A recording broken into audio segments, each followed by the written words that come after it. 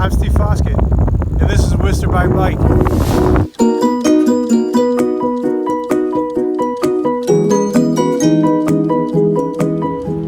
Welcome to episode 12 of Worcester By Bike.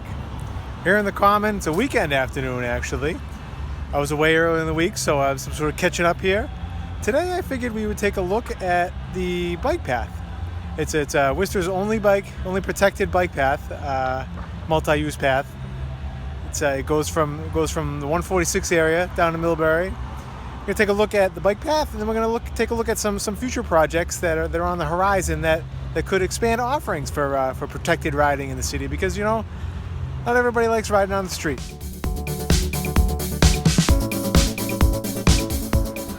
So right here we have signs of life for segment 7 of the Blackstone Bikeway.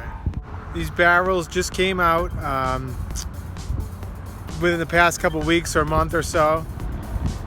It's going to be bridge work initially, but there's going to be a protected, separated, multi-use path going all the way up Francis McGraw Boulevard here. And that's what they call segment 7, which is the final segment of the Blackstone Bikeway.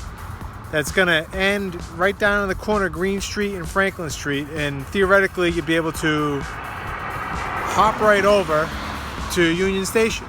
You'll be able to go from the Visitor Center onto Quinsigamond Ave and get onto Herman Street eventually, take a right onto McGraw Boulevard. It's going to be done 2021, which coincides with all that ballpark work, which is also coinciding with development of another separated bike lane on Harding Street that we're going to check out next.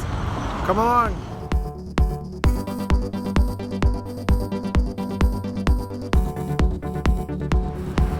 So we're here on Harding Street, where in conjunction with the construction of the Worcester Red Sox minor league ballpark, the state's doing a redesign of Kelly Square, the peanut, the traffic peanut, but they're including a contraflow separated bike lane going up Harding Street. It's going to be the first of its kind in the city.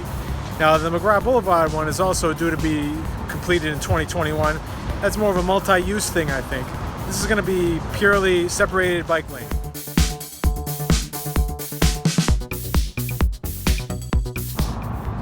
This is our first flat on Worcester By Bike. I've gotten plenty of flats. Sometimes they're hard to find, sometimes they're a little bit obvious. Where were we? Always bring an extra tube and a pump. So the easiest way now to get on the bike path is at the Blackstone Heritage Corridor Visitor Center, which is beautiful. You should check it out. We talked about it in episode 1 because Blackstone Gateway Park is right across the street. They have some cool bike amenities too. They got a work stand right here. They have a drink thing right here for your pups too. Bike path was opened in 2005 to much fanfare in Worcester. It goes down into Millbury. It's kind of short, it's just a couple of miles, but it's nice. There's only one crossing. There's a little stop sign up here behind Walmart that we'll have to just keep an eye out for people coming out of the driveway, but it's not that big a deal. This right here is where it used to end, and a couple years ago they extended it up to Walmart. And then just last year they extended it under the bridge to the Visitor Center.